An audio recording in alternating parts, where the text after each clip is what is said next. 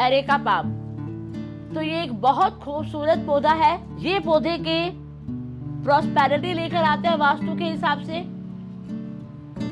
और ये बहुत अच्छा इंडोर प्लांट है। आपके ड्राइंग रूम को बहुत खूबसूरत बनाता है, एस्थेटिक लुक देता है ये। और ये अच्छा लुक देने के साथ साथ एयर को प्यूरिफाई करता है, ह्यूमिडिटी को कंट्रोल करता है। तो ये एक पौधा बहुत स्पेशल पौधा है ये। इसको इनडायरेक्ट ब्राइट धूप बहुत ज्यादा पसंद है। ये पौधा ओवर वाटरिंग से भी खराब हो जाता है और अंडर वाटरिंग से भी खराब हो जाता है। जहां तक रिपोर्टिंग की बात है, इस पौधे को ज्यादा रिपोर्टिंग बिल्कुल पसंद नहीं है। तो अगर आपको ये ब्राउन नजर आता है तो ये यहाँ से आप इसको निकाल दीजिए। अगर हम इसको नहीं निकालते हैं तो ये रूट रॉटन हो जाती है इससे। हेलो फ्रेंड्स, कैसे हैं आप लोग? जैसा कि आप जानते हैं, नवंबर के मंथ में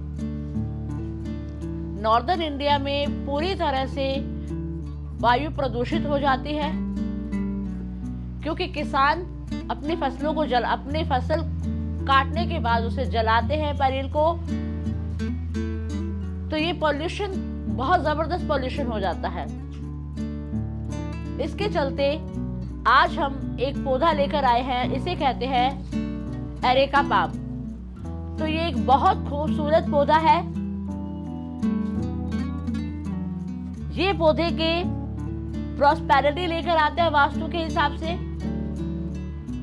और ये बहुत अच्छा इंडोर प्लांट है। आपके ड्राइंग रूम को बहुत खूबसूरत बनाता है, एस्थेटिक लुक देता है ये। और ये अच्छा लुक देने के साथ साथ एयर को प्यूरिफाई करता है, ह्यूमिडिटी को कंट्रोल करता है। तो ये एक पौधा बहुत स्पेशल पौधा है ये।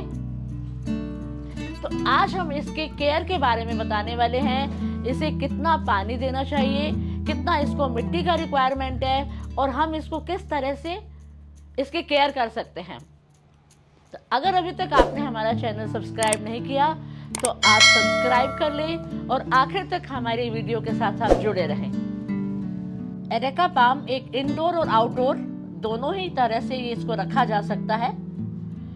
इसको इनडायरेक्ट ब्राइट धूप बहुत ज्यादा पसंद है। डायरेक्ट धूप इसको पसंद ज्यादा नहीं है, क्योंकि डायरेक्ट धूप में इसकी ये पत्तियां इस तरह से जलने लग जाती हैं। ये देखिए, इस तरह से इसकी पत्तियां जलने लग जाती हैं। तो इसे अगर हम लोग इनडायरेक्ट धूप में रखेंगे तो ये बहुत अच्छे से ये ग्रीन रहती है इसकी पत्तियां। इस पौधे के लिए पानी का ध्यान रखना बहुत जरूरी है। ये पौधा ओवर वाटरिंग से भी खराब हो जाता है और अंडर वाटरिंग से भी खराब हो जाता है। अगर हम इसको ओवर वाटरिंग करते हैं तो इसकी जड़ें गलना शुरू हो जाती है, और अगर इसको अंडर वाटरिंग करते हैं तो इसकी जो टिप्स होती है ये येलो पड़ना शुरू हो जाती है, ये जलना शुरू हो जाती है। इसको गर्मी के अंदर आप पत्तों के ऊपर इसका पानी का छिड़काव करें तो ह्यूमिडिटी आपकी मेंटेन रहती है। बट विंटर के अंदर आप 15 दिन में एक बार आप इसकी पत्तियों के ऊपर पानी का छिड़काव कर सकते हैं। तो इस पौधे को बिल्कुल एप्रोप्रिएट पानी चाहिए। पानी इस पौधे के लिए बहुत इंपॉर्टेंट है। Second, sunlight.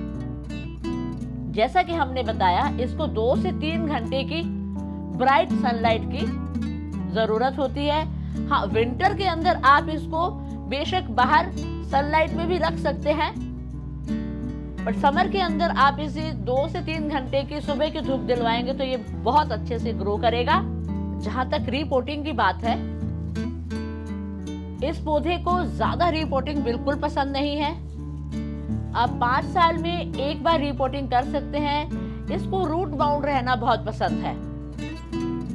रूट बाउंड रहने से ये बहुत अच्छे से ग्रो करता है, और इसका गमला साइज के हिसाब से होना चाहिए। अब जैसे आप ये देखें, ये हमारा बड़ा वाला बड़ा है, बहुत बड़ा है ये, इसके लिए हमने बड़ा लिया हुआ है।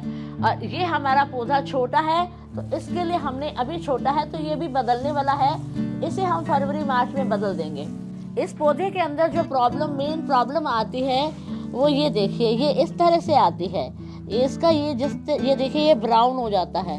तो अगर आपको ये ब्राउन नज़र आता है तो ये यहाँ से आप इसको निकाल दीजिए। अगर हम इसको नहीं निकालते हैं तो ये रूट रॉटन हो जाती है इससे, तो ये रूट तक इसका फंगस चला जाता है। तो ये आपको टाइम टू टाइम जैसे ही आपको लगे, ओवर वाटरिंग करते हैं तो भी ये हो जाता है, और दूसरा ये एजिंग से हो जाता है। इसका अगर एज के हिसाब से होता है, माने थोड़ा ज़्यादा पुराना जो पत्ती होती है वो इस तरह से खराब हो जाती है, तो आप ऐसी पत्ती को निकाल दें। इस चीज़ का आप खास ध्यान रखें। ये देखिए इस तरह से आप निकाल दें जो भी पत्ती हमारी एजिंग की वजह से खराब हो रही है। अगर आपके ये इस तरह से भी हो जाता है, आप निकाल तो सकते ही हैं, तो आप इसके साथ, ताकि फंगस नीचे तक ना चली जाए, तो आप इसके साथ साफ लगा सकते हैं। तो इससे आपका फंगस आपकी जड़ तक नहीं पहुंचेगा। समय समय पर आप इसकी इस तरह से क्लीनिंग करें, और क्लीनिंग करने के बाद आप इसमें गुड़ाई करते रहें। एंड जहाँ तक एक महीने में एक बार तो आप इसकी गुड़ाई ज़रूर करें। और इसके अलावा इसका मिट्टी का मिश्रण कैसा होना चाहिए, इसमें 60% तो गार्डन सॉइल, और देखिए कितनी पोरस मिट्टी है, ऐसे इस तरह से मिट्टी होनी चाहिए। 60% का गार्डन सॉइल और 20% कंपोज, और 20% आप इसमें रेता भी मिला सकते हैं, जो कंस्ट्रक्शन पर मिलता है वो मिला सकते हैं। इसके अलावा इसमें फंगस नहीं लगे इसके लिए आप नीम के पत्ते या नीम का पाउडर मिला सकते हैं थोड़ा सा। एंड अगर ये नहीं है तो आप 1 चम्मच हल्दी भी आप इसके अंदर मिलाकर आप इसका मिश्रण तैयार कर सकते हैं। जहाँ तक खाद की बात है तो इसको आप वर्मी कंपोस्ट महीने में 1 मुट्ठी दे सकते हैं।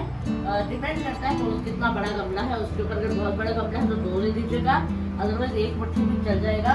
इसके अलावा इसके लिए जो सबसे बेस्ट खाद है वो केले के छिलके की खाद रहती है, या फिर आप प्याज के छिलके होते हैं उसको सुखा कर भी पी सकते हैं, या उसको पानी के अंदर डालकर और आप 2 दिन उसको पानी में रखें और उसके बाद आप इसको देंगे। महीने में आप 1 बार इसको देंगे तो ये पौधा आपका बहुत अच्छा हरा भरा रहने वाला है।